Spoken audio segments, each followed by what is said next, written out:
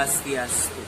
Salam budaya, salam Pancasila, salam Hindu Nusantara. Selamat pagi semuanya.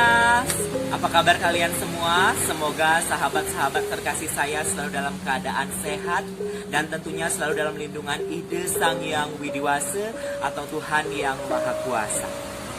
Sebelumnya, saya ingin mengucapkan banyak-banyak terima kasih kepada Yayasan Jaringan Hindu Nusantara karena telah menyelenggarakan Lomba Dharma Wacana yang dikemas secara menarik untuk meningkatkan tingkat kemampuan generasi muda Hindu Nusantara dalam mengayomi bangsa melalui mempelajari Dharma agama, yaitu agama Hindu.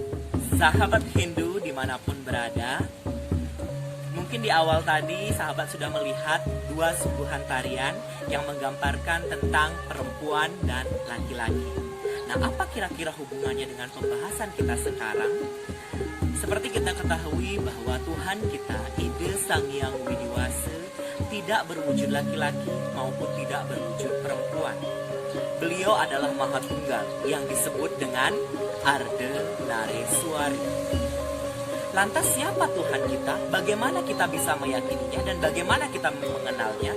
Nah, ini yang akan kita bahas dalam Brahman Srada.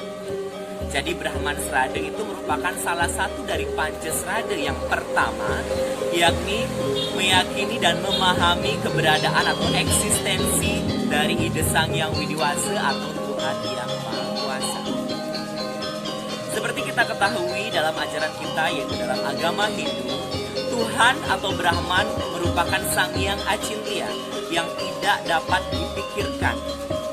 Lantas bagaimana kita bisa meyakini keberadaannya? Mungkin itu pertanyaan dari generasi-generasi muda kita untuk lebih meningkatkan iman, untuk lebih meningkatkan serada kita bahwasannya kita ada karena Tuhan. Sebelum kita melihat hal-hal yang lebih jauh dari dalam kita lihat dulu ke dalam kita. Siapa yang ada di dalam kita? Siapa yang bisa menyebabkan kita bergerak? Siapa yang bisa menyebabkan kita berbicara?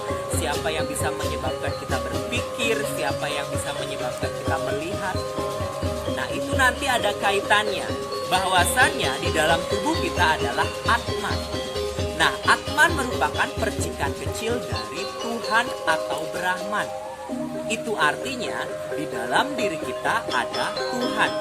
Jadi yang menggerakkan kita semua ini adalah kesadaran tertinggi dari Tuhan. Itu satu, cara kita meyakini adanya Tuhan. Yang kedua, ketika kita melihat sekeliling kita, ada gunung, ada laut, kemudian ada sungai, kemudian ada tanah, ya, pohon-pohon tumbuh besar, hujan, ada awan, ada langit. Siapakah yang menciptakan atau meng-create? Kita pakai bahasa kekinian ya, biar kita bisa lebih berkomunikasi.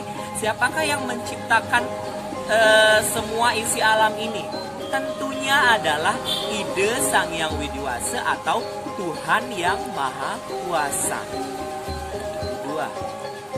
Kemudian yang ketiga, di dalam kitab agama Hindu kita, yaitu kitab Suci Weda, ini agak berat ya kawan-kawan ya, kita sudah membahas Weda. Di sana dikatakan bahwa Eko Narayana Nadwityo Stikani. Itu terdapat dalam kitab Suci Weda yang dituangkan di dalam Puja Trisandi. Apa artinya? Artinya adalah Tuhan itu satu, tidak ada yang kedua. Jadi Tuhan kita itu satu, tidak ada yang kedua.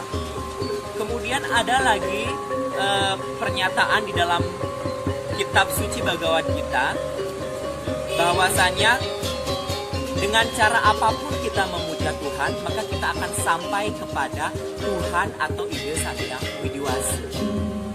Kemudian yang ketiga, ada pernyataan seperti ini.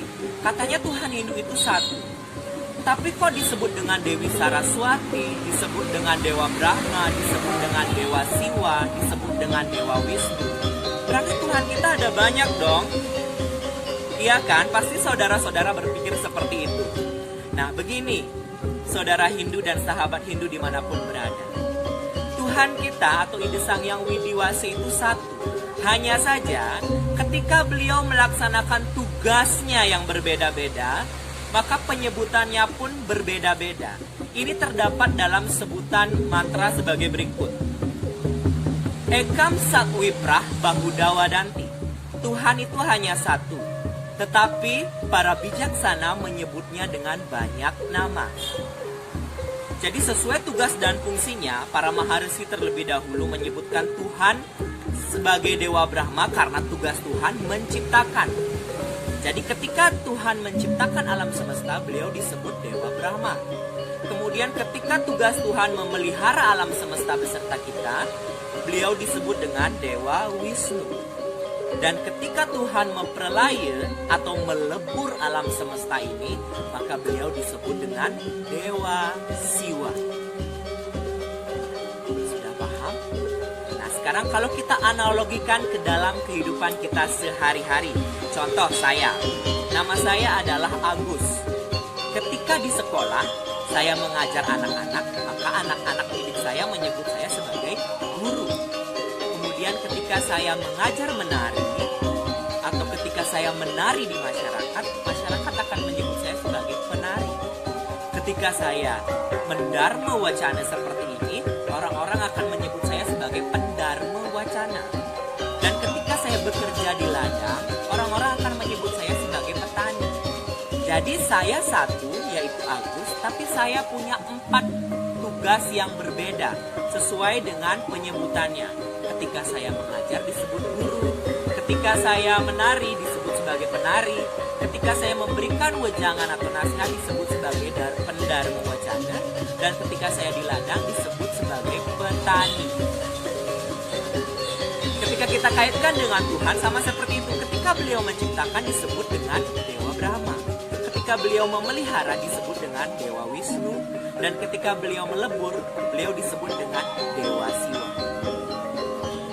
Tidak hanya sampai di sana, analogi ini saya berusaha menggali lagi sesuai dengan basic saya sebagai seorang penari itu di dalam topeng. Nah, saya membawa topeng. Ya. Di sini ada 2 topeng.